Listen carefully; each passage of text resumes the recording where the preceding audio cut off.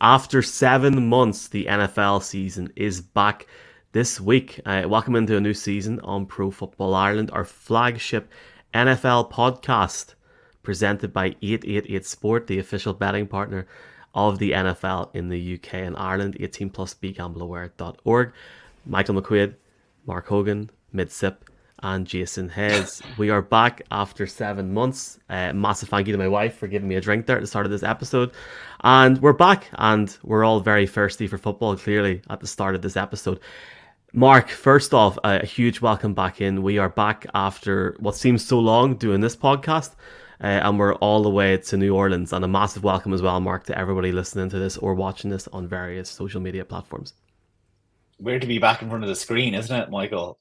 Welcome back, obviously, everyone. But yeah, we've done so much on location, whether it was the college game recently, the live shows, be it Tottenham. We actually achieved quite a few miles, and it was nice to do it that way over the off season, especially as we as a brand grow and the NFL grows here. But yeah, we settled back down into the bunkers now for a while, and it's going to be weird. I mean, it's class to have it back, but even the routine of being back doing a podcast when we're doing it, it's nice. And I think everyone's getting so excited. You see names popping back up onto Twitter and the likes again, getting back into the DMs. So definitely very excited. Jason, how's the form, lad? Going down well in Cork, as always, I presume? It's always going well in Cork, Mick. Good, I Always. agree with Mark. Good luck. It's been a fun off season. Hasn't exactly been quiet for Pro Football Ireland. I think we've been all very busy these last few months, so the time has flown. But I'm delighted for it because I can't wait to just start doing this with you guys, but also just to start sitting on the couch and watching football every Sunday. It might feel Yeah, so weird because it's the three of us back on a podcast. I think that's why we're doing this a bit differently. It really feels like a week one podcast because we have all the three faces again. So yeah, excited to actually talk some proper topics as well because we've been to a certain point rehashing or certainly fine tuning beliefs. Some of those are going to come back up in the podcast today, ones that we've been able to mention, but especially with a preseason that's been complete and rosters and depth charts in particular being released. Yeah, it's always such a fun time. These first 4 weeks, hey, they go by fast, like, don't they? mm. They go by so fast. So it's like this first month is a freebie, but after that, best of luck. The nights start to get dark fast. Yeah, we're 4 weeks out from a watch party in Croke Park for the Steelers, and then we've got the week after that, we've got multiple games in London. We then have a game in Munich, and then obviously the Super Bowl this year is in New Orleans in February. It's not just the only game internationally. It's Friday night. The Packers and the Eagles go head to head in Sao Paulo just after the Ravens and Chiefs kick off the season. You can check out the full slate on our QR code at the bottom and check out the Zone's coverage, NFL on the Zone on social, thezone.com/Pro Football Ireland. It does make a difference to us, so if you're signing up to Game Pass, please do consider signing up regardless. I want to make a quick statement on some of the things that these lads have mentioned. It has been a superb off season, and we'll talk about a lot of the Irish elements of it probably during this podcast. If you're listening to the podcast, this is going to be two parts, so you're in the first part at the moment. But yeah, we done 10 live events, 9 Pro Football Ireland, 1 with American Football Ireland from April. With an NFL player, with Neil Reynolds, we went around the island of Ireland, Belfast, Cork, Limerick, to name a few, Kerry as well. It's been an unbelievable off season, and I don't think any of it would be possible without the people support on the screen with these lads, all the other lads on the college podcasts, the lads that went to the combine, like Mang and Tig, the works. It was superb, but also everybody that went to live events. Like, you know, I put it out the other day, and I mean it. This is now the undisputed home of the NFL in Ireland, as far as I'm concerned. And it's an honour to be a part of it, and to be a part of it with all of you. So if you're watching this or listening to this for the first time, you can find us on Instagram and on TikTok at NFL Ireland. Mark, I presume you don't want to add anything to that, but you're just buzzing to go, yeah? Buzzing to go. I have a few things that I'm sure I'll say over the course of the podcast. Don't get me wrong, but you summed up beautifully there. Beautiful. Just while I'm doing that, can you check your mic? Because you sound like little Timmy down the well in The Simpsons. And I just wanted to say it publicly because it's a bit of crack at the very, very start. Right, we're getting into it. Week 1 starts, as we said, this week. And everyone's seeing this on a Thursday. It starts tonight, but we got a full slate of games this weekend. While Mark checks his little Timmy down the well, Jimmy? What? James? What? Jason? I'm so rusty, man. Welcome in week 1, man. You can see Scott Hansen at the bottom of your screen on the video coverage. What's the standout game of week 1 for you if you had to pick one? Because there's so many bangers, man. Plenty to choose from. Was that directed absolutely at me? plenty I'm to choose sorry, from. Jason.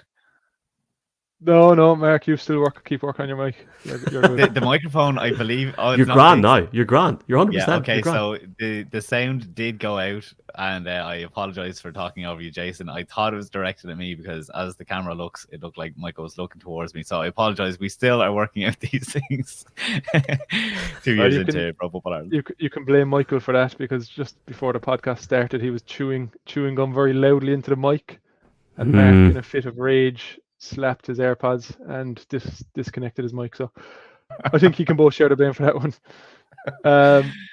But back to the football-related topic of this podcast, which is week 1. There's plenty of games I'm looking out for. The primetime games, obviously, will be talked about a lot, so I'll stay away from them. But there are some big ones in there.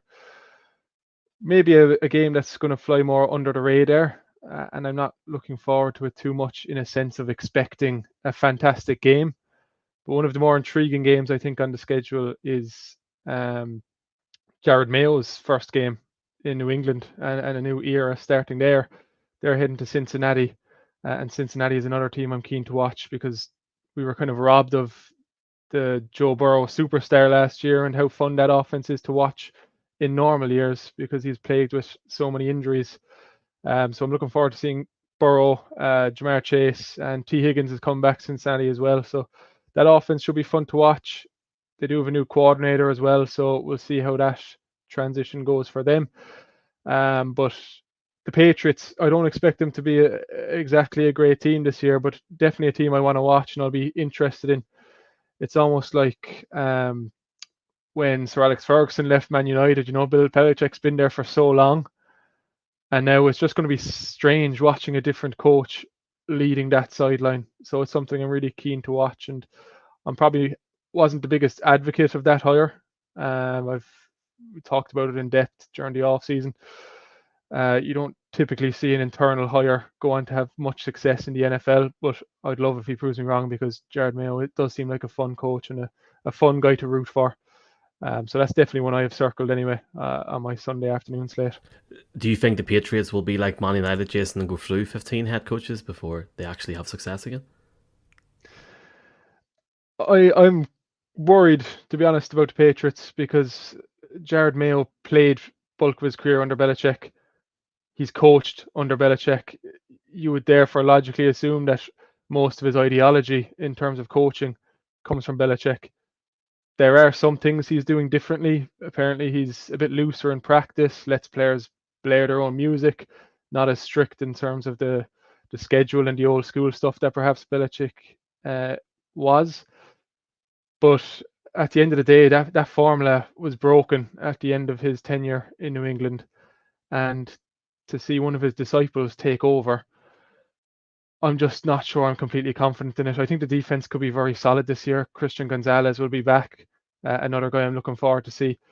But that offense, by all accounts, when the coaches are afraid to put their rookie quarterback behind the line, not because they don't think he's good enough, but because they think the offensive line is so bad that they're just throwing him into a hellfire situation. I think that's not a good sign in terms of where the offense is at. And I think before the season's even beginning, they probably aren't expecting to achieve too much early on. Mark, there's really interesting opening slate this week, and really a high-end week 2 as well, but a week 1 like we've never seen before. What's your thoughts on some standout games this week? Yeah, that's the easiest topic we'll deal with all year because one of the games that, would fly under the radar is potentially that New England game. And Jason has summed up so perfectly a topic that we'll probably be talking about all off season or all through the season with Bill Belichick. But when you actually look through it, I wish I could pick that Eagles Packers game, but for fear of dating this podcast, I won't. But I do think that the winner of that and the loser of that is going to kind of really enter into week 2 quite interesting, whether it's the up and coming Packers not getting a win or the Eagles still in their slump. like literally go down through the whole slate. You want to see these rookie quarterbacks. You want to see these quarterbacks that are on new teams. You want to see these new head coach teams. But to stand out all, and we're going to talk about some off-season storylines, but it's two quarterback names in particular, Kirk Cousins and Russell Wilson, and they'll be sharing the field this week as they switch over teams. And we're going to see what Atlanta is now like with Raheem Morris as head coach, what that offense is hopefully going to be like, and whether they're able to spread the ball out more appropriately this year, whether Bijan Robinson is utilized. It's not all going to happen in week one. There's surely going to be some teething problems, but certainly we're going to get a glimpse at it. So I have to turn my attention there. And then Russell Wilson, like, what year is this form? I mean, we just mentioned one Manchester United reference. Let's throw in another one. It feels like Eric Ten Hag. He's just been backed by a team, but after a couple of weeks, it seems that it can still go all wrong. And now you have Justin Fields waiting in the wings, and Steelers fans are especially excited about seeing him. So there's certainly going to be pressure. But then again, Russell Wilson was in the MVP race for parts of last year. It seems like he had an extremely sour relationship with Sean Payton. So maybe going over to such a competent and regimental coach as Mike Tomlin actually might be a match made in heaven. But again, storylines throughout week one that are based all on this offseason, they're going to play out over weeks, not hours on Sunday. But that's the one that I'll have to pay attention to first, because those guys have gotten so much airtime. It's funny because the one I was going to talk about, not to timestamp this podcast, is a historic game on Friday night. I'll not talk about it too much, and I'll talk about a different game very quickly. But we're very lucky to have Dara Carger and another PFI member out there on Friday night in Sao Paulo, which is really cool to see the growth of this group. Dara, God help him, is going to Brazil. And for a Cully Hannah, our mama, it's gonna be good crack. Gonna miss him on the college podcast next week. But he was talking about really on the college podcast actually earlier at the end about how, we've seen and we've been sent media stuff all week in terms of the safety of Sao Paulo. It seems like a very, very safe place to be, but the players are literally staying in the hotel airports, and it's very, very different to a normal London game or a game in Germany. So I'm intrigued to see what that game is going to be like. At the time the game was announced, I was absolutely buzzing because I honestly, hand to God, thought that we were, don't laugh at me, I genuinely thought that we were not that far off the time zone for Brazil. I thought it was a 2-hour, 3-hour time gap, and that's why I'm really stupid and I shouldn't be in charge of this podcast. So I was like, oh my God, this is going to be great. We're going to get a game at like 8 o'clock on the Friday night. Turns out it's at 1:20, so going away from that game, obviously a huge game for both sides, whole different storylines, but I don't want to timestamp it too much. What I would say is I'm intrigued to see what the atmosphere is going to be like, especially if you're Green Bay, because you're going to neutral atmosphere, and I'll leave it at that because that's more open in terms of that topic. The biggest one for me is this. Mick, you see what Coldplay have done in Dublin this past weekend in terms of winning over an Irish audience, use of the Irish language and all this, bringing Aslan up on stage. Darius Slay has done the exact opposite for the Brazilian audience, so I'm really interested to see how the crowd reacts to him, because he came out over the last couple of days basically reiterating what you just said with the safety concerns, perhaps. He's not happy, No, yeah, he was really kind of aggressively against the game happening down in Brazil. So I want to see what the Brazilian, particularly the Packer fans, because there's plenty of Packer fans down there, as Dara has made us well aware of. The colour matches up and all this. I can't wait to see what they say, what kind of noise they make if the ball comes in Darius Slay's direction. As I told Dara earlier on, if he does get arrested for tweeting, he is not credentialed through Pro Football Ireland, and that's his fault. And that's, I'm joking, he'll be fine. It'll be 100%. I'm all for these international games. I think it's fantastic it's happened in Brazil, and we'll obviously see it in London and Germany this season, and we'll talk about it at length throughout the next few weeks. And I fully understand what you're saying, and I did not know you were a Coldplay, Jason, but if you had told me, we could have had a bit of crack. Monday night for me is the big one. Anyone who says they're an NFL fan in Ireland and doesn't at least stay up to watch the first quarter of this is bananas. Last year, Aaron Rodgers went down after 4 snaps against the Bills, and half the country woke up the next morning and went, hold on, what's going on here a second? Just the whole storyline, the fact that the Niners, what happened to the Niners at the end of last year, the fact that there's now so many question marks, in my opinion, around the longevity and the future direction of Kyle Shanahan in this team. And does he want to be known as the guy that kept losing the big games for San Francisco? A home opener against a guy in Aaron Rodgers, who I actually have picked in our article this week to be the MVP of the NFL this season. What sort of kickoff game is this in Levi's? It's going to be fully bright, 5 or 6 o'clock Pacific time. We're going to be sitting going, oh my God, we got work tomorrow morning. But there's so many different avenues of this. Obviously, the whole Brandon Ayuk situation has been rectified, and we now see what Aaron Rodgers is like. After all the talk, I think it's going to be a very sort of choppy game on both sides of the ball. But what a statement it would be on Monday night if Aaron Rodgers was to go all the way across to California, which he knows very, very well, in hypothetically his de facto debut for the New York Jets, and defeat the Super Bowl finalists last year in the San Francisco 49ers. For me, that's a standout game. It's an epic game, and I cannot wait, lads, to Monday night. Can't wait. Yeah, all four of those games are just ridiculous. They are. The Aaron Rodgers thing, I think I will get sick of Aaron Rodgers fast. So it's week 1 is the good time to watch it, Michael. But after it's set up, it's been teased for too long. It's been 18 months now, this game in the building, obviously, because of what happened last year. And what happened last year, I mean, it got talked to death. So I'm excited to see the 49ers get on and the Jets. But again, there's so much, like when you look, like we haven't even mentioned, like, how do the Bears and that offense straight out? Again, it's something that we've talked about all off season. Well, they've already won the Super Bowl, Mark.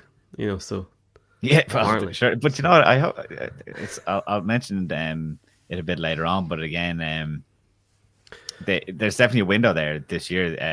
What I'm going to mention is just, I know that I'm going to talk about. Warren Sharp does a projected strength of schedule versus basing off last year, which is ridiculous. I don't know why we bother with looking at last year, because we know the same teams aren't going to be as strong. But the Bears have one of the easiest schedules in the NFL, and or projected schedules in the NFL, and that should certainly help them. And it sets up for, and if you listen to our Scott Hansen podcast, I think that at least 3 of the teams in the NFC North could be quite competitive, and the Bears should be one of them. So again, it's one of those storylines that it's not going to play out all on Sunday, but getting those players while they're all healthy on the field on Sunday is going to be massive. And we haven't even given it time here in this segment. We've all picked different games, which is amazing. Talking about that Scott Hansen podcast, which you can get right now, search Pro Football Ireland, the Irish NFL podcast on Spotify or Apple Podcasts. When he said, when he described us as an octobox or as a quad box, I had to not smile. I was like, oh my God, this is an incredible moment. I can't wait for Sunday to see him. It's going to be great. And it's great to have you guys back. It's great to have everybody back on social. And we're, honest to God, so energized, so excited for what I can only describe as the biggest season ever for international NFL fans. Pro Football Ireland is our mainstay. That's not the correct word. Our main NFL podcast rolling on here. You can tell I'm a wee bit rusty, but we'll get there by like week 4. Super Bowl windows. You're talking about things talked to death, Mark. Obviously, the whole Aaron Rodgers situation last year, building up to him going to New York and then getting injured, and then talking about him on Pat McAfee for 2 weeks about ivermectin and potentially being back by December, and to now, that was talked to death. One of the things that I think has been talked to death over the last 6 months, especially after the whole free agency period, is the window closing? Is the window not closing for the Super Bowl? Certain teams. One of them is arguably the Buffalo Bills, and I'm sure one of you guys are going to talk about this. And we might get a bit of hate from Bills Mafia. There's obviously a lot of Bills fans in Ireland, but it's a fair enough statement. Is there a team that you see this year, Mark, with their Super Bowl window either opening or closing, and who is it? Also rusty myself as the microphone was left on mute. I'm not editing this. So no, I saw, as you changed the graphic that we have on screen here, if you're watching along on YouTube, to Josh Allen of the Buffalo Bills, and I'm not surprised. I did have a prep, of course, because like you said, we have for the last 2 years, I think, entered week 1 with the Bills as maybe the number 1 in the betting to win the Super Bowl, and they haven't delivered. And the pressures gone up, but the team now has gotten worse. You've obviously lost Stephon Diggs, but maybe that's no great problem, because he did seem to be pulling the team apart behind the scenes. Just as a complete aside, recently there's been a video gone viral again that was from the Minnesota Vikings when Stephon Diggs was on the team, and the social media guy asks numerous players, who would you not want your sister to date? And they all said Stephon Diggs, and it was said with kind of like, it's quite revealing that he is not, maybe not the best team player, or one of them says like he says outrageous things. So I think that it might be a benefit, but to lose him when you're Buffalo, but it's not like they've filled up that wide receiver group. The defense has gone older, and that, as I know we all mentioned it in our analysis of who we think could take a step back. But Matt Milano goes out injured already. That's to do with age, and that's why they wanted to get youthful. This is a pre-free agency narrative that the defense was getting too old, not too old, but certainly older. And then you lose a Matt Milano. They tried to get younger by letting go of Jordan Poyer. Michael Hyde has gone at safety. Taylor Rapp is supposedly just going to fill in with one of the other players that's on the roster. We don't really know who the second wide receiver is. Tre'Davious White, their cornerback, has gone to the Rams. There's a lot of question marks for a team that was really strong. Some of its star players have stepped away, and I said in the article, I think they're good because they have such a phenomenal quarterback. Josh Allen will win them games, but they're not looking as strong. And in such a competitive AFC, you can't just, not alone can you just expect to stay the same. They've probably regressed a little bit in the roster, and Sean McDermott is going to be under pressure. It's just like, don't get me wrong, they're a good team, but it just looks like they've tried. It's almost like the English football team. Gareth Southgate just couldn't get them over the final hump. What he was doing was great, but as everyone focused their attention on them, they couldn't get it done. And Jason, I would imagine you're probably talking about Bills as well, so I want to leave you something to say. There's so many football references already. Like, who would have thought we had Man United and Gareth Southgate 20 times Irish NFL? We were all watching the Euros, lads, I suppose. Oh, we were definitely watching the Euro final anyway. Shout out to everybody that follows us from the UK. We appreciate you. Hard luck. Jason? I'll take it a different direction from the Bills, but I agree completely with Mark's analysis there. And, the Bills regressed last year. And they definitely haven't got better on paper this offseason, so hard to see them doing anything serious in that AFC. I'm going to get a bit cute with this answer, because when I say this window is closing, I don't mean it's no chance that they'll get a Super Bowl over the next few years, but their chance right now is as big as it will possibly be, and that's the San Francisco 49ers. They've managed to bring back Trent Williams, Brandon Ayuk, miraculously. Both of them are looking to play in week 1, and virtually every important player on that roster who's managed to get them to the Super Bowl last year is coming back, and that's all down to Brock Purdy and that contract that he's on, that Mr. Irrelevant low dollar sum. That's not going to last for much longer. So, just logically speaking, their chances of winning the Super Bowl is only going to decline after this season once they have to take that jump with that quarterback contract situation. It's not just going to be a number 1 draft pick quarterback contract going to a $50 million. It's going to be a $1 million contract there and thereabouts. It's just a ridiculous value that they're getting from him at the moment. And so they just have to take advantage this season when they still have it, because their roster is stupidly talented right now. Kyle Shanahan is one of the best coaches in the league, and they will continue to be a threat while he's there. But their threat is at an all-time high right now, and if they don't get it done this year, then when can they get it done? Because they've had their chances, and these chances aren't going to be as strong when that contract is addressed. What do you guys think? I think Jason's way to go bring that up, because I didn't think of it like that, but it's something that I've been saying all off season. It's like they are so competitive because their roster is phenomenal, and something we brought up in a way when we talked about which head coach would you want between Andy Reid, Sean McVay, and Kyle Shanahan. And Kyle Shanahan is a fantastic offensive mind, probably the best in the NFL right now, but he is also blessed with having all those players in the building. And I've said it before, and I'm sure I'll say it again, it really all clicked when they got that final piece of Christian McCaffrey. But that's why if you lost to Brandon Ayuk, he would have been a lost piece. Like they have to keep all those pieces in the building. And like you said, it's all based on Brock Purdy being there too. And, again, I've said it before, like you can't give call Shannon a pass and say, "Oh, he can do it with any quarterback," when he couldn't do it with a number of quarterbacks before that. Like, he was shuffling through them at a phenomenal rate. He did obviously find a guy that's perfect. And again, I don't want to take away from Kyle Shannon being an insane offensive mind, but you're so right in saying that, Jason, that next year maybe one of those holdouts don't go their way and the player does disappear, and all of a sudden a week before the season there's a massive headache to deal with.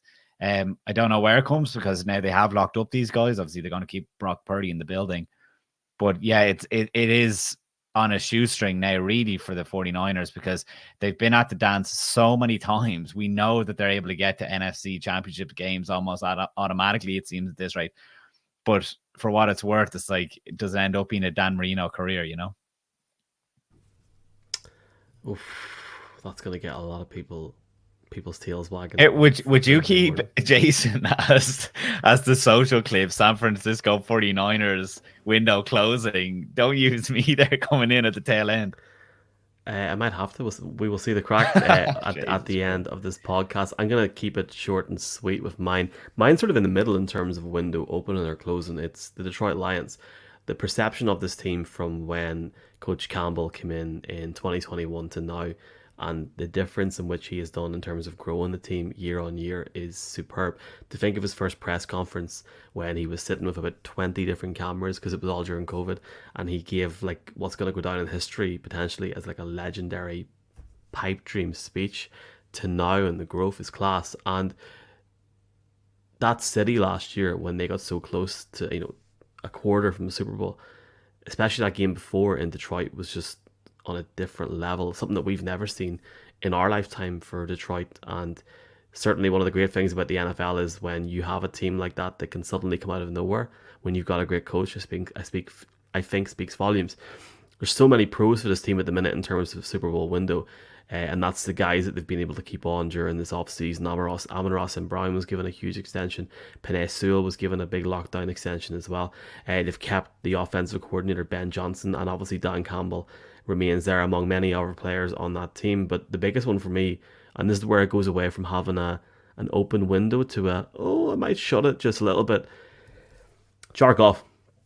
Jared Goff is a hell of a quarterback for that team, and he's a perfect quarterback for the city of Detroit. But I think his big extension, making him, at the time of his signing, the second highest quarterback pay in the NFL, which has now changed, that limits our window a little bit. I think it's probably this season and next season, but certainly, I've said it in my prediction or my analysis going into this season when I give a pick for the Super Bowl. I think the Lions are going to win the NFC. I think they're the best team in the NFC, and I think the wind is on their back going into this season. I think the biggest thing this season is going to be, can they make that leap? We've said it about Buffalo, which Marky said a few minutes ago there. They haven't been able to do it. The Niners have been there and thereabouts, but the way that they transformed their team, Jason, over the last 5 years has been superb. When you've got a feeling about this Detroit team, it feels like this year or next year has to be the year. And if that is their year this year or next year, the Niners, the Bills, different teams are going to miss out. Joe Burrow is going to get to his mid to late 20s, potentially, if all that happens, not having a ring. So there's so many perceptions, and there's so many different little niggly storylines this season where it's going to have such a domino effect. And I think that's what's so great about this league, because only one team can win it at the end of the day. Anybody want to tell me I'm wrong? Mid to late 20s without a ring, it could be worse than that. But how old is Joe Burrow? Well, he entered he must be 25, is it? Older than most. 27. If Joe Burrow, I think this is a really, going into the whole window situation, like Joe Burrow could be sitting at 30 years of age without a ring. Joe Burrow got to the Super Bowl for the year. I don't think that's crazy. I mean, if you go look, Patrick Mahomes has obviously been dominating Super Bowls, but if somebody had said to you 3 years ago when everybody was in LA that Bengals team still wouldn't have got back to the dance. I thought that they were. Yeah, but it also has to be put against the context of the Chiefs and Patrick Mahomes staying alive, and then Lamar Jackson, you could say the same thing for him. Lamar Jackson will have to sit out in the. It's like, that's just how it works. Like you said, only one team could win it. But I'm glad that you said the Lions is a team that potentially has a closing window, because like you said, Aaron Glenn and Ben Johnson, the coordinators there, everyone expected at least one, if not both of those to go. You'd imagine after this season, you're going to lose one of those. So that won't help any window stay open after this. And I have to say, I really expect big things. My team opening is Green Bay because of what's been done. Like, if you watch the NFL and you think that Jordan Love hasn't put enough on tape, because last year's narrative was that in year one, we were only supposed to see a rebuild, and doing anything outside of a rebuild is like not enough tape. That's absolutely ridiculous. I said in the analysis, but in case you haven't read it, when Matt LaFleur after week 9 is able to adjust the offense, that's what Andy Reid did with the Kansas City Chiefs last year, and they went on to win a Super Bowl. Your best offensive minds are able to look at what's going wrong and able to adjust for it. And that's what happened. Jordan Love was playing phenomenal. All those young guys, we said Aaron Jones at 25 was one of the oldest guys on that offense last year. The Green Bay Packers were young. They gelled together as the season went on. That is tangible. There's no point saying, oh, that was only... This isn't Desmond Ridder coming off 9 games in 2022, falling off a cliff. Like, it's a completely different story what we're dealing with here with Jordan Love. That's why they were like, no one blinked an eyelid when Jordan Love, after 1 year as a fully fledged starter, became one of the highest paid NFL quarterbacks. Like, it's obvious if you watch actual tape that Matt LaFleur was able to change how he did things.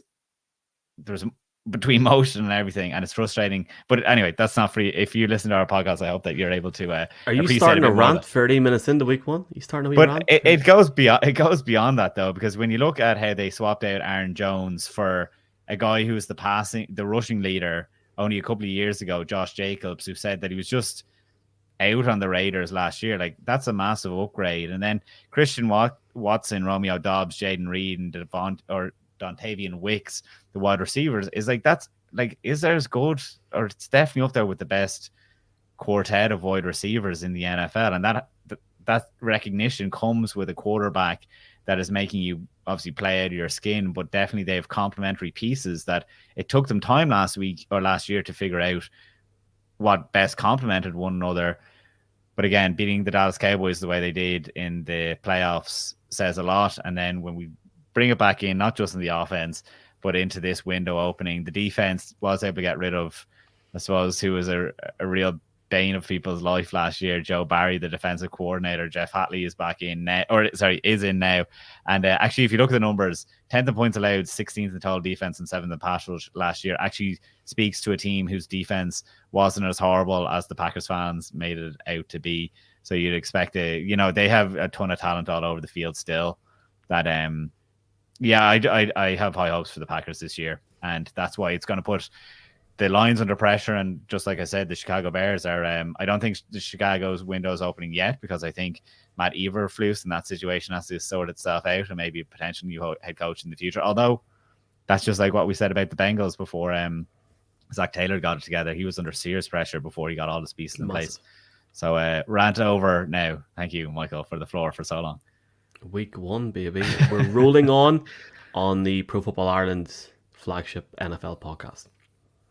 Week 1 in the NFL season in 2024, Pro Football Ireland. Welcome into part 2 of this podcast. Yes, that's right. We clipped it up into 2 different audio hits because it's that long. Pro Football Ireland, the flagship NFL podcast presented by 888 Sport, the official betting partner of the NFL in the UK and Ireland. 18 plus begambleaware.org. Please do gamble responsibly this weekend if you fancy a flutter. And I'm sure Mark will give you plenty of advice on who not to bet on this weekend. As we enter the new NFL season, it gets underway, or got underway, depending on when you're listening, with the Ravens and Chiefs on Thursday night. And we have the first ever international Week 1 game on the Friday between the Packers and the Eagles. There's a great slate of games on the Week 1 slate, including the Jaguars playing the Dolphins, among many other, including the Seattle Seahawks facing the Denver Broncos in potentially the best looking uniforms in the league. That's for a different conversation at a different time. And it's a Week 1 podcast, so we might get a bit of a bold prediction. We're going to have our Super Bowl picks at the end of this segment, and also a bold prediction for the season. And I know these lads don't want to talk too much about Week 1, but I might try and garner some prediction or picks ahead of them. This season we have got Jeff's podcast early in the week, and then also on a Friday where we make our game picks on a Friday, among many other podcasts, including a college football podcast, and potentially a Monday morning one TBC. You can just check out Pro Football Ireland, the Irish NFL podcast, for more information during this next few weeks, or just hit us up on social media. NFL Ireland, the LA Chargers. What's new, Marcus? What is new? Well, they've got Jim Harbaugh in at head coach, and anyone that's been an NFL fan for the guts of 10 to 15 years knows Jim, knows John. The last time the Super Bowl was in New Orleans, which is going to happen next year, Jim was actually there with the San Francisco 49ers and didn't come up well that day. If you don't really follow college football, I'm sure you would have heard that he was the head coach of the Michigan Wolverines, former player with Big Blue as well. They won the national championship last year in college football, and we're not going to talk about any fallout that might have happened with Michigan since he won the championship fair and square as far as he's concerned. And this is not a college football podcast, we'll wait till during the week. The biggest thing for us, though, lads, is as the head coach, Mark, of the LA Chargers coming in, a really interesting situation. He's really tried to implement his way with this team. You know, everyone says he's very blue collar. He was living in an RV for 6 months when he got the job. But he wants this team to be tough. But more importantly, he wants the team to take the pressure off their quarterback in Justin Herbert, a guy that got paid last year and now, in my opinion, is seen as one of the best quarterbacks in the NFL, certainly inside of that top 5 echelon for me. They want to be able to run the ball more effectively and take the pressure off Herbert on game day. And they've let Austin Eckler go. They've now got Gus Edwards, J.K. Dobbins in the backfield. Lad McConkey's come in as well with the wide receiver route. I like this hire. I think, you know, for me, it's going to be very, very difficult not to see the Chiefs win the AFC West. But I certainly think the Chargers will put it up to them, and I think they'll have a wild card berth in the playoffs, and it'll be really interesting to see how Jim Harbaugh gets on with a team which, arguably with the talent that they have, Mark, should be expected to compete in his tenure, if not this season, over the next few seasons. It's glass half empty or glass half full, isn't it? Like we saw in San Francisco, he was able to turn a program around that was 6-10 one year into 13-3 the next year. His culture should definitely work with the likes of Justin Herbert, who is not a rah-rah guy in terms of the media. Certainly, he has to be somewhat humble, as JJ McCarthy was in college. Yes, rah-rah. He stays out of the headlines, Justin Herbert. I think he's humble enough, like I was about to say, that he will do what's best for the team, like JJ McCarthy did in sacrificing pass numbers for that running game that you like to talk about. But then in terms of that, you went from having last year Josh Palmer as a distant wide receiver 3 behind Keenan Allen and Mike Williams to filling in as a number 2 guy, and your rookie pick in Lad McConkey was a second rounder that I'm actually really in on. And now that we have all our fantasy drafts out of the way, it's like, yeah, I'm very hopeful that he does fill in. He's going to get a ton of shares or a ton of looks. But I think that Lad McConkey really has to really burst onto the scene in a massive way to take the pressure off the rest of the offense, in the pass game in particular, because what else have they especially when you talk about them, going away from like a Keenan Allen and Mike Williams, Austin Eckler and Gerald Everett. So I think it's tough, and I will let you in, Jason, but I do think that you talk about, like, why is Harbaugh only coming back now? Why did he flirt with the Broncos and Vikings in recent years? We all know why. Well, it's animosity. Because the jig was up in Michigan, and that's all. But those teams didn't go for him. He wanted his preference number 1 was to be in the NFL. Yeah, but it's all there's been things that have come out in recent weeks with college football in Michigan. And I don't want to get sued or in trouble. If he could have been the head coach for the Broncos or the Vikings in 2023 or 2022, respectively, he would have done that.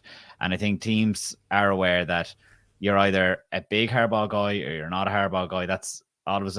We talked to Joe Stady last year in Tottenham. He was definitely a Harbaugh guy. Like, you have guys that really go to bat to him, but other people don't.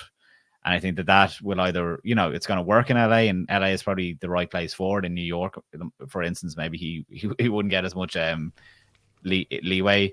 But I think that has to play out. And again, I think that's why I talk about a rah-rah guy with Justin Herbert. I don't think he's going to be making headaches for him. But that's why I think that team works.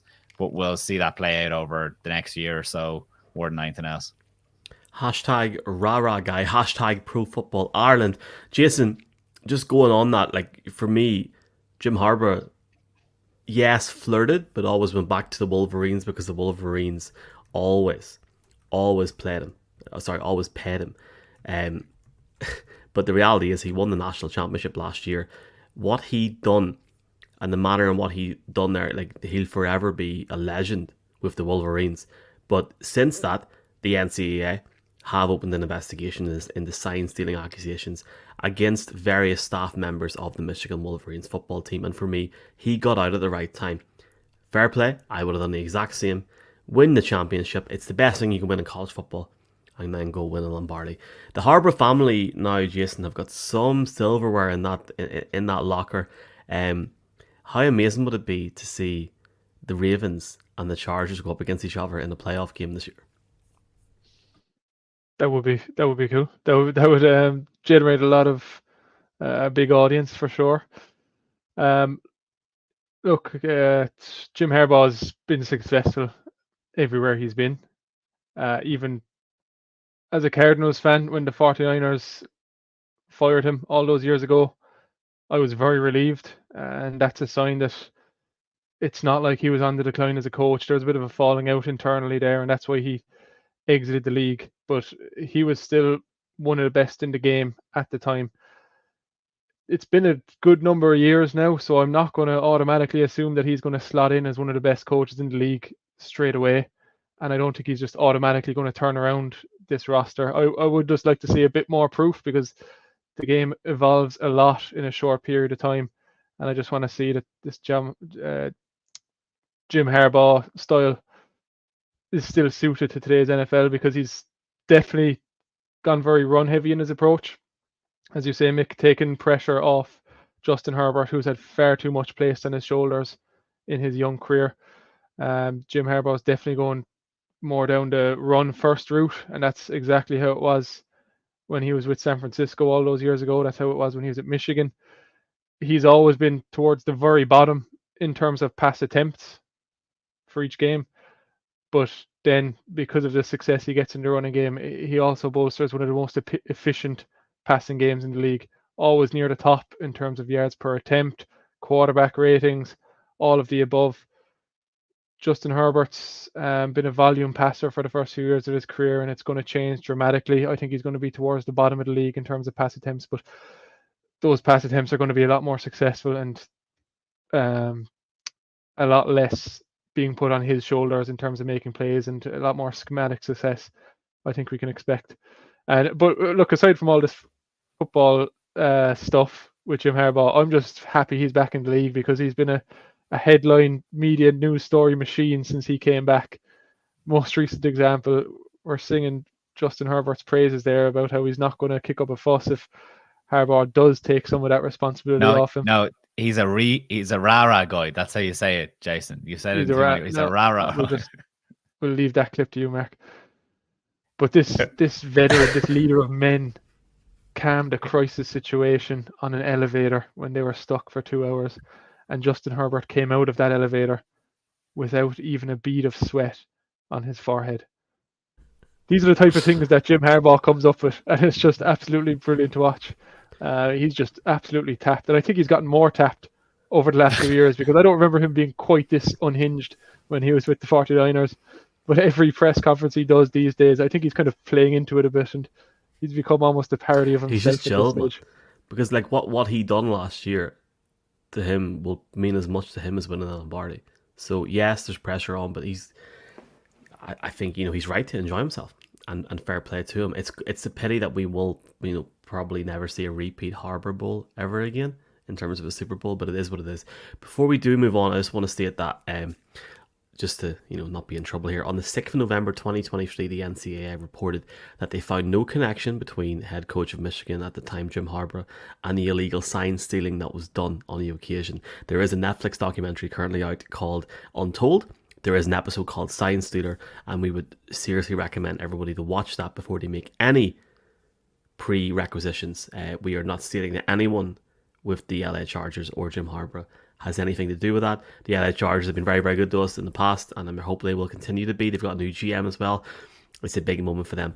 I'm a Jim Harbaugh guy. I've always loved Jim Harbaugh. I was delighted for him and his family when he won the national championship last year. Seems like a great guy, and I'm going to move on before this podcast gets done. No, yeah, I want to say I also echo those sentiments. I really started watching the NFL when Harbaugh was at the height of his powers. So as much as I give out stink there, whatever, it's like I'm thrilled to have the guy back. He's box office. You're saying there, like he's one of those personalities that we don't have to put like when you think of a Sean Payton, he was like, oh, you roll your eyes when he's talking.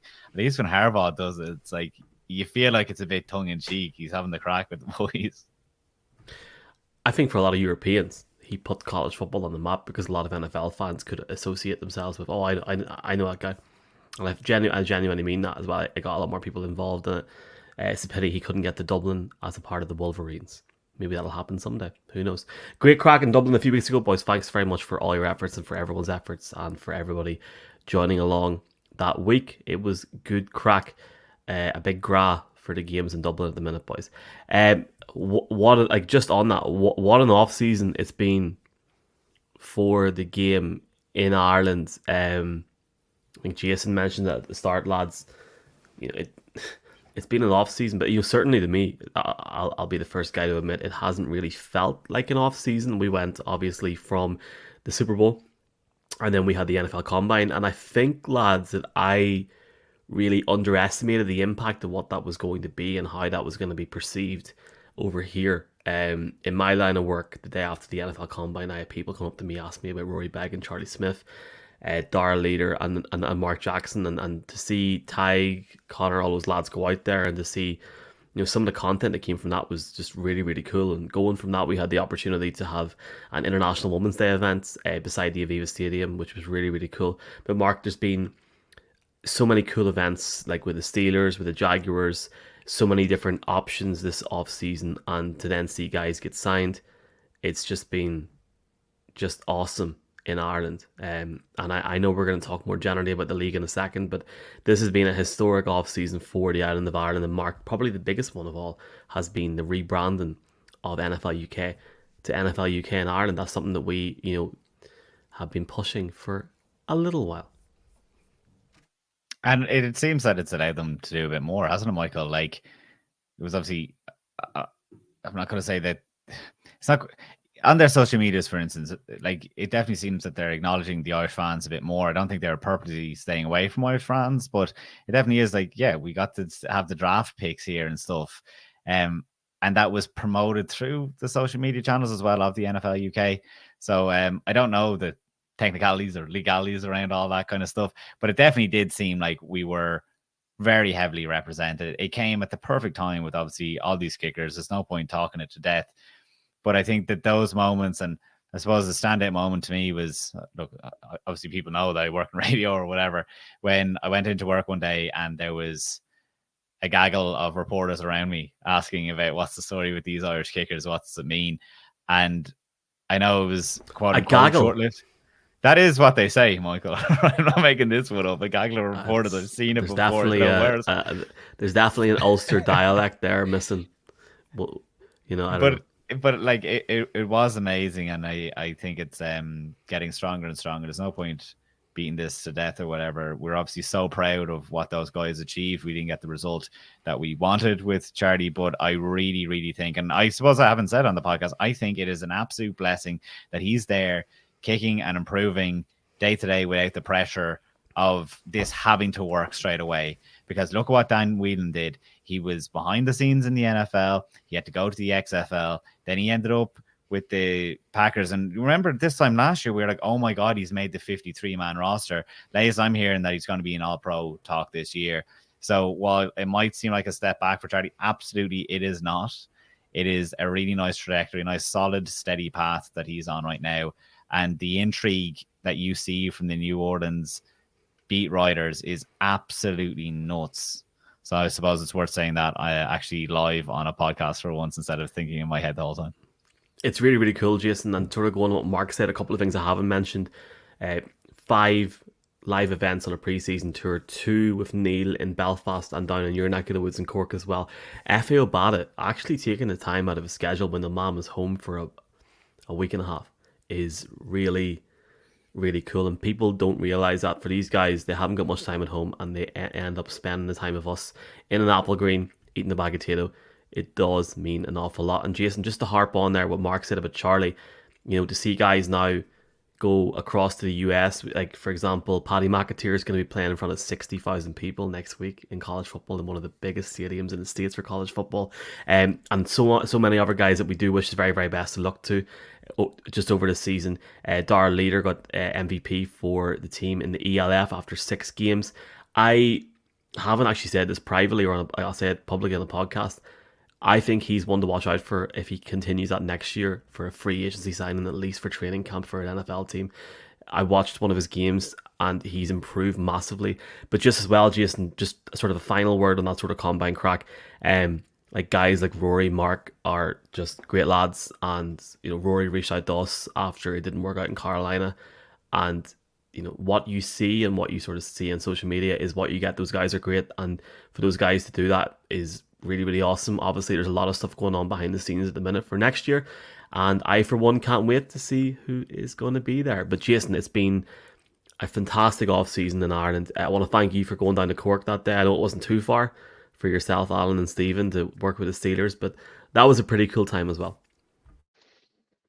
Great time, yeah. It's really fun to see the effort the Steelers are putting in at the grassroots level, and to see the excitement from all the kids on the field that day was something else. So that's brilliant. Pro Football Ireland shows, Mick, in the tours we did, the atmosphere, the attendance, the engagement from the fans at those events, so cool to see. And I don't think that's something that would have happened a few years ago. The growth of this game is just absolutely snowballing, and it's very cool to be a part of that and chat to and meet so many NFL fans in the country. Look, I won't add anything to the Irish kicker conversation because you guys have covered it best there. It's just amazing, and I think the fact that Charlie has made a practice roster a year after kicking American football for the first time is just bizarre. But the moment of the Irish off-season for me has to be the Pat McAfee show. That was just reckless. I mean, come on, that was probably the funnest 3 hours I've ever spent in my entire life. Knocking a tray of drink out of Seamus's hands, watching McAfee down pints of Guinness. Did that night actually happen? I mean, and Michael McQuaid, the new star of the Pat McAfee show, is just... Yeah, sorry. The rebranding of Michael McQuaid to Justin McQuaid happened this offseason is a huge storyline in case anyone's catching up now. I think, just firstly on that, I don't want to take away from what Jason's saying. Those lads are great crack. Like, they rocked into the bar and we were having like a tailgate on the Saturday. Just rocked in. AJ Hawk's got a lot to answer for, and that's all I'm going to say. He keeps egging it on now. I'm excited to see what Radio Row is going to be like, because I genuinely think they'll all come on.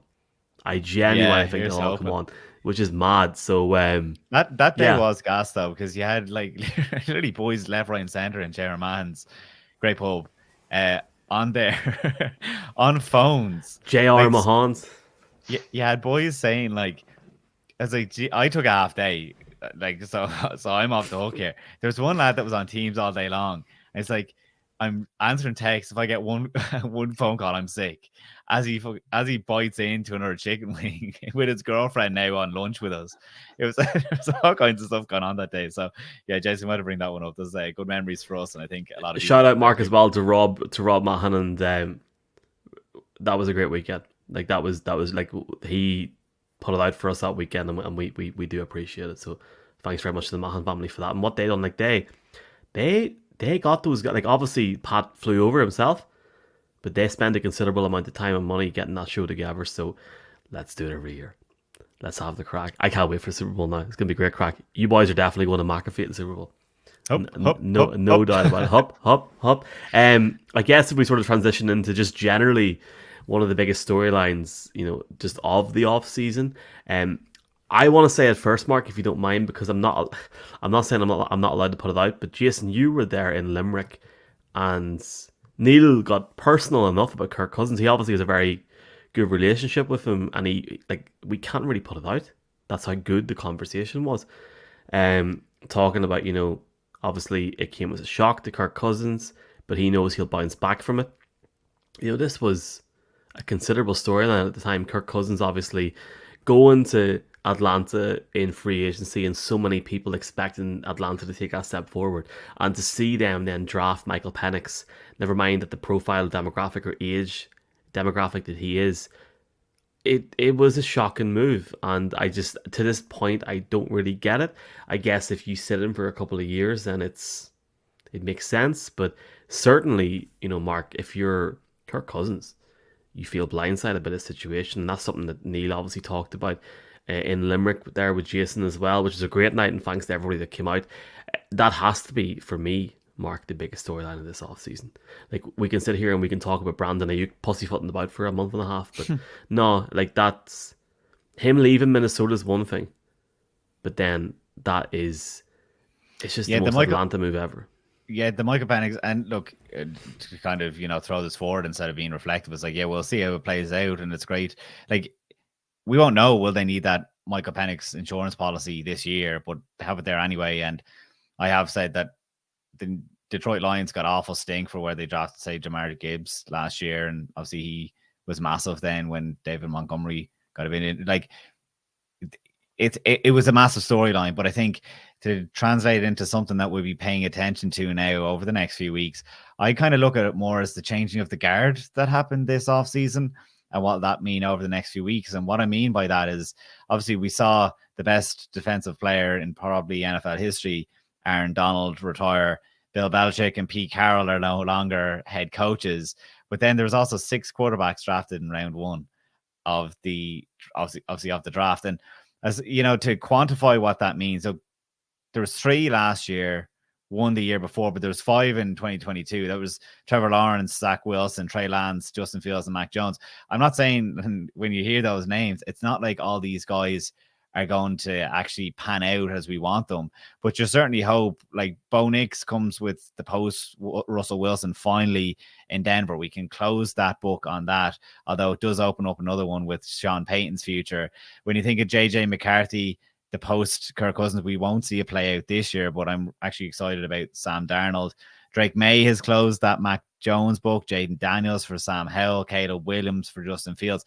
These are massive, massive threads that were being pulled on throughout last year. And like, the story of last year's NFL was a lot of that shaky quarterback play, and we're done with it. And it does start a whole new series and how these guys' careers go. But I definitely think that, like, we didn't hear all those names, and some of them are week 1 starters, some of them will be week 5 or 6 or 10 starters. We're moving into a phase now where the old guard is Mahomes and Josh Allen. Lamar Jackson, as young as he is, has been there. Our boy Kyler Murray. Like, these guys are starting. I know that there is your Kirk Cousins hanging around, your Aaron Rodgers, but over the last few years, we have seen the likes of Drew Brees, the Matt Ryans go into retirement. And I just think when you see 6 guys come off in the top 12, it just ushers in this whole new era. And it's funny, and it's awkward for some fans. I know there was a certain era of Cardinals players that I really fell in love with back in, say, 2015, around then. And as you transition with new quarterbacks and you're able to afford new players and so on, that it does feel your team isn't those guys that you grew up with. But I think this year is going to be particularly interesting as we get to know a lot of new quarterback names and ultimately face of franchises. I really agree with that, because I identify that 2015 Broncos team, and for me it's very difficult to look at the current situation, which I don't want to talk about because I don't want to get annoyed, so I'm going to move on.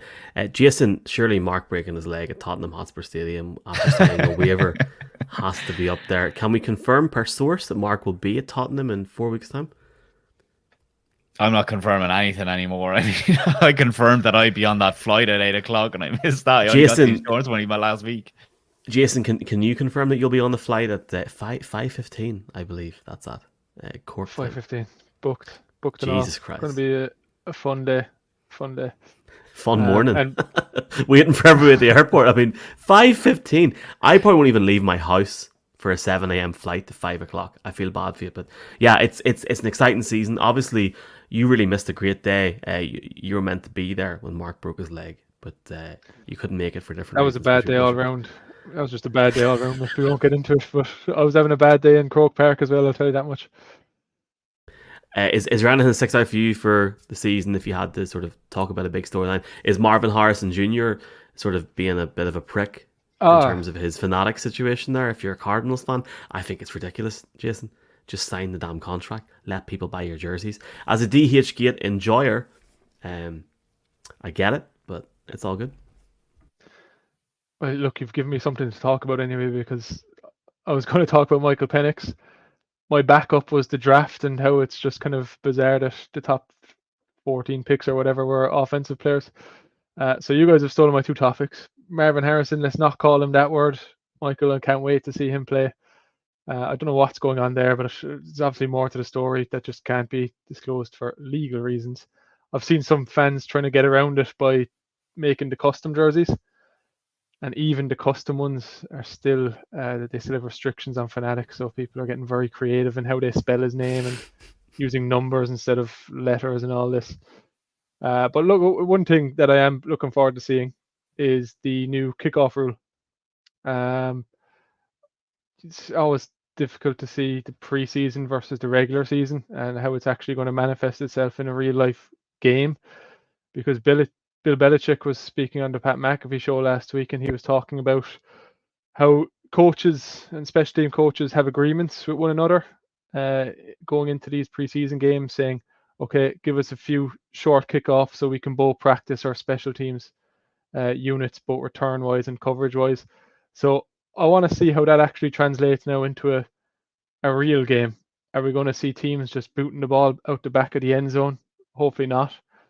Are we going to see more touchdowns, more exciting returns? Are the returns going to be, you think they'll be a bit less explosive with that kind of standing start? But that's just a small thing. There's always these rules evolving in the game. And that's definitely something I'm going to look forward to. Scott Hansen spoke about it when we had him on last week. And it is quite a, it's a big moment when you're used to the kickoff at the start of the game. And it will take a bit of getting used to just that different formation. To get things going, particularly with the Octo box on Red Zone. But let's see how it picks up and whether it's a rule that's here to stay. It's going to be a really interesting first window this weekend when we see that new kickoff rule. Biggest story of the offseason, we didn't mention it, that was worth following along. I mean, you can get fed up listening to Kirk Cousins talk. They're in the NFL podcast, the end to it, and following along on Reddit like a lot of people did. I mean, go to Reddit if you want to read about it or whatever. There's plenty of speculation. But it's a shame for a lot of Irish fans. We obviously, there's no point ignoring the fact that it was so great over here. Heed the Call seems to be going great. So best luck to them. And you have to mention as well, and it's on a sad note, but the a third-round draft pick of the Minnesota Vikings, Kyrie Jackson, actually died in a car truck crash as well. And it's desperately sad when stuff like that happens too. But it's worth noting here as we go into the season, his name once more. Yeah, very, very difficult off season for the Vikings, and we obviously wish his family the very, very best over the next few weeks and months in a very, very difficult period. And there's been so much in this off season, and it just sort of shows you there's been something every day, whether it's been good, whether it's been bad. There's always been something to talk about, and I don't think I know we can say this every year, but it does feel like this year has been something. Now we're going to put it's always the same, isn't it? Do you know, it is the funniest thing, Michael. Every year I go into the NFL, I mean, I've never looked forward to it more. But there comes a point, it's like, how can my love of and affection of the NFL be any greater this year than it was a year ago, But it's just so exciting. Like, what happens over the 8 months of the off season that you get so, just juiced up for that once more and, wanting it to play out? And look, that's why I say, and I always this time of year, I pinch myself watching these games. I think everyone has to take a step back and just appreciate that we've gotten through these long. Look, it was great this offseason, obviously from an Irish perspective, but we have it all to look forward to now as we kind of look forward and maybe make some weird picks here. We're going to make some weird picks, but I am going to try and do something a wee bit different this year. I do feel like I'm just going to publicly call everybody out here. I think we need to. I love how we talk about different topics. We need to bring it back somewhat to week one a little bit. So I am going to make a pick for week 1, just very, very straight up. I'm going to take the Seahawks to beat the Broncos in week 1. Just gonna publicly say that. Week 1, the game is in Seattle. I thought we were doing Super Bowl picks, Michael. I thought that was absolutely outrageous if you just picked this. I'm just making a wee week 1 pick. I mean, feel free to add one in because people are listening. This is advertised as the week 1 NFL podcast, so we have to have something as well. But yeah, we are going to put ourselves on the line here. If you do want to fire a wee week 1 pick in, lads, feel free. I want a bowl prediction ahead of the season, and I want a Super Bowl pick, and this is going to go on TikTok or Instagram, so I'll just go back with that again. Lads, it's time. NFL season starts this weekend. Super Bowl picks, bowl predictions. Give us some. Mark, go on ahead. If you want a quick, I did have a few, but seeing as this will be on the social media, I think that Davante Adams wins a ring this year. How does that happen? I don't think he'll be with the Las Vegas Raiders. I think that he could get traded at the deadline. He said on receiver, if you watched this offseason, that he wanted to really compete. He's 31 now. That window is closing for him. He doesn't have his buddy Derek Carr there anymore. There's who is his quarterback? Gardner Minshew and Aidan O'Connell. I think that he'll be traded to a contender at the deadline, and that team, if they're that serious of a contender, I don't know if it's the Chiefs because that's obviously within the division, but I don't think he's going to hang around as a rebuild goes on in Las Vegas. Jason. That we haven't done Super Bowl picks, so just bowl prediction, Jason. Well, I can't contradict what I wrote in that article last night, so I'm sticking with Mahomes for being the MVP. But I can see a very strong season from Dak Prescott coming in. I think Cowboys have really been overlooked and they've been laughed at with the whole contract drama and Jerry Jones throughout the offseason. But my prediction is Dak Prescott going neck and neck with Mahomes for that MVP award and just absolutely lighting it up in the NFC. John, I'll bounce off that one. I actually was going to say something about CJ Stroud getting the MVP because he was mine. I think that Patrick Mahomes probably can't get a sniff of the MVP because there's going to be so many other players and people are getting jaded off Patrick Mahomes. Well, if he has a season to remember, I think he'll just win it. But yeah, I agree. I think it's granted. I'll give you that much. maybe we'll get into NFL honors this year. Who knows? Here, please, God, no. There's too much going on when you're there in Super Bowl week. It sounds like a dream if you're listening to this, but there's so much going on. That's like when the red carpet's a bit of crack. Like the red carpet's I was like to Mike, I was like, please, make us go to this thing. You ready to laugh more? The Washington Commanders scrape into the playoffs, and Brian Dable's gone the minute the season's over. I think the Giants are going to have a very, very, very poor season. I read an article the other day. I'm not going to say who wrote it because I don't want to get in trouble. We're an hour and 7 minutes in. I won't get in trouble. Saying that don't bet against the New York Giants. Oh, come on, lads! Like Jaden Daniels is going to have a stormer of a rookie season. They're going to win 7 or 8 games, and they're going to be on the cusp of the playoffs. That's my bold prediction. It could be ridiculous. They're 10-1 to win the NFC East, but you never know in the NFL and you never know in the NFC East. If they can get off to a decent start, who knows? Maybe you want to buy one of Mark's Washington t-shirts when they go on sale because somebody just bought a t-shirt there now on that account. Oh my God. Oh, we do remember it. That has been amazing to see people. Look, I didn't buy or I didn't design all these t-shirts to not sell any, but to see them sell at the rate that they are, it's really, really good. I'm so buzzed and juiced to see them on people, and obviously extremely grateful that they would trust the designs and the brand that they would want to wear. That's absolutely phenomenal and humbling. But yeah, no, pumped to see them on people. I don't know if Washington. Look, oh no, if you're listening to this, they're not all out. We are having to trickle them out for excitement levels is one of them, I'm not going to lie. But I did have a handful of teams that I wasn't completely thrilled with the design yet. So I've spent this week fine-tuning a team, even though I started the process back in June. So it's not like the designs like happened overnight. I have been doing it all off season while it's a bit quiet. But if you wanted a couple more of the ball predictions, I don't know how I can quantify what I expect from Sam Darnold, but I think that Minnesota is probably better off without JJ McCarthy being whether you want to call it a distraction to have such a highly regarded rookie in the building. I think that I'm really excited, and I said this at the Dublin live show, to see what Sam Darnold has learned from Kyle Shannon. He's bounced around now with a few teams, but under a coach, Kevin O'Connell, that was able to work wonders. And obviously we saw Josh Dobbs become, what was it called? What was his nickname after 2 weeks? Spaceman or something. Spaceman or something to do with. He did work wonders last year when Kirk Cousins went out. So I think he is in capable hands, Sam Darnold, there in Minnesota. And obviously, when you pair him up with Jordan Addison and especially Justin Jefferson, I think it'd be quite exciting. New Orleans, Super Bowl LIX. I want to say 58. It might be 59. And I don't know anymore. In February, we'll just go out and say it, like a proper media company. We are going to be there. We're going to be on Radio Row the entire week, and we are humbled and very, very excited for the upcoming season. I've never been to New Orleans, but all I know is we're staying on Charlie Smith's floor. And thank you very much, Charlie. He's probably listening to this going, "Will you lads shut up?" Super Bowl picks. Here we go. So the team that we think is going to win the Super Bowl, I'll start off. I think the Chiefs are going to be the first team in the history of the NFL to win 3 in a row. Pete, and they make it look easy in the postseason. They beat the Detroit Lions, hence the Dan Campbell crying emoji at the bottom of this video record.